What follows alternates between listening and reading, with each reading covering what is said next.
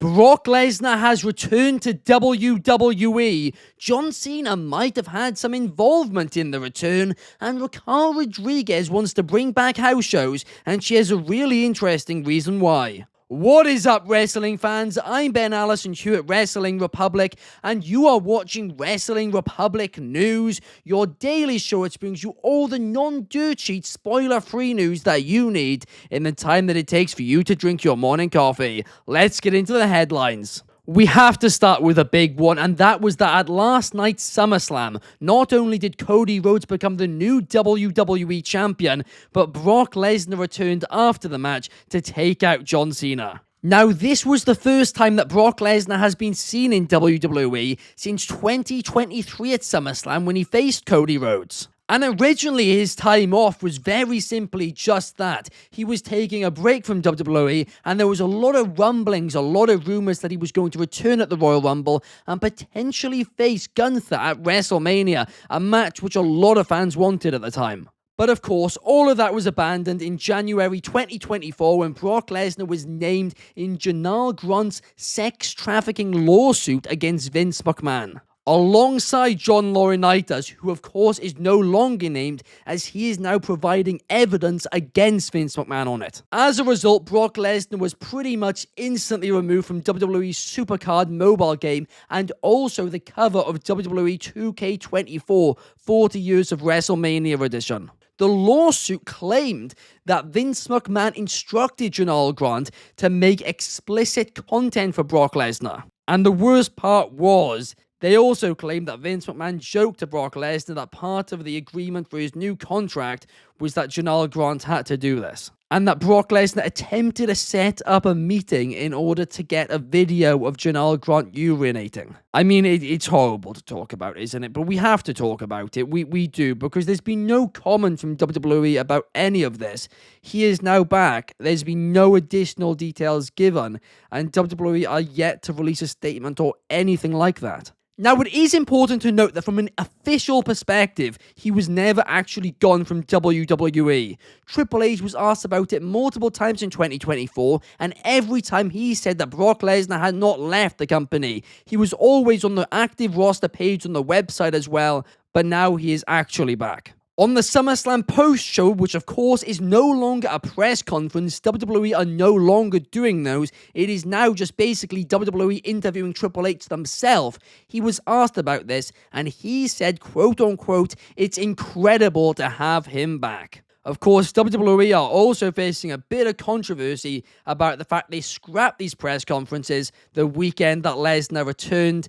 The timing doesn't look good on them, does it? I mean, look, the honest truth is there's not much analysis I can give you guys about this one, because obviously it's an ongoing lawsuit. Obviously there is such a thing as innocent until proven guilty, and obviously we don't know all the details of this lawsuit yet. A lot of evidence is out there in the public, but the defense hasn't actually released any of their evidence publicly, where they do claim to have some at the very least. So hopefully we get more answers soon, because right now a lot of fans are understandably not happy and understandably have a lot of questions. But also during the post-show, Triple H revealed, or at least suggested, that John Cena was the one who wanted Brock Lesnar to make a return to WWE. He says this is John Cena's wish list. John Cena's. It's him writing the last chapter of his book, and I think people saw a conversation with us where he said we'd have to screw it up pretty badly to ruin his career. It's about the way John wants to go out.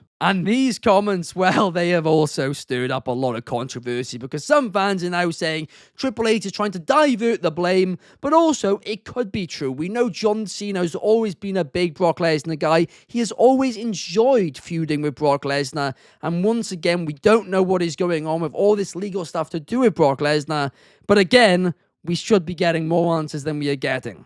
But also on the post-show, the crowd started chanting, "We want Kross," to which Triple H replied, "You want Brock, you guys now have Brock." Karrion Kross reacted to this on Twitter saying, "Unreal, full stop. They write the scripts, but the fans write the truth. Thank you, TikTok." Of course, there's a lot of speculation over the future of Karrion Kross in WWE. There's a lot of speculation his contract could be up very, very soon. And based on this, and based on this tweet, I don't know how much longer he is going to be with the company. But I do just want to quickly mention something, and that is that we have spoken to multiple people here at Wrestling Republic who were there during that press conference in the crowd, and they have claimed that people were chanting, "We want Brock." So it is very possible Triple H heard a few of those over the Kross chants and somehow got confused. I don't know. However, on a more positive note, during the post-show, Triple H gave Naomi some major praise.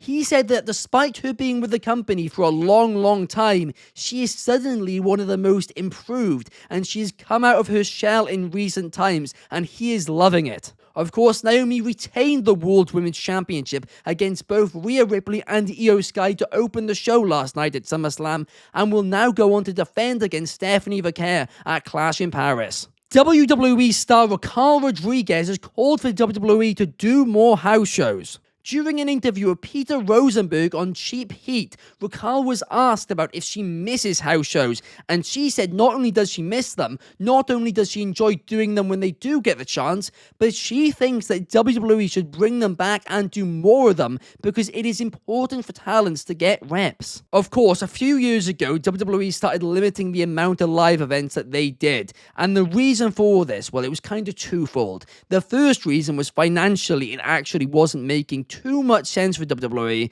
but the second reason was they wanted to give talents more time off the road. But this is an interesting perspective from a talent who was there when they were doing the live events and now is there after they've stopped doing them. And she is saying she preferred it when they were doing them because it helped them try stuff out in front of those crowds and also get in-ring reps in. And I actually remember when they first started limiting live events, a few wrestlers were bringing up concerns over possible injuries because of the lack of reps, right? Because when you're not doing something regularly, when your body is not used to it, it actually can lead to more of an injury risk. You gotta keep your body warm, you gotta keep your body moving, and you gotta keep doing it regularly. Ring rust is real, and ring rust does lead to injuries. But at the same time, the other perspective, talents deserve more time off the road and with their families. A really interesting perspective here, which Raquel Rodriguez has given, and potentially this could lead to a bigger conversation. Former Ring of Honor star Flip Gordon has signed a multiple-year deal with CMLL, according to the New York Times. The article noted that he is now a permanent resident in Mexico, and he is hoping to get his Mexican citizenship in just a few years' time.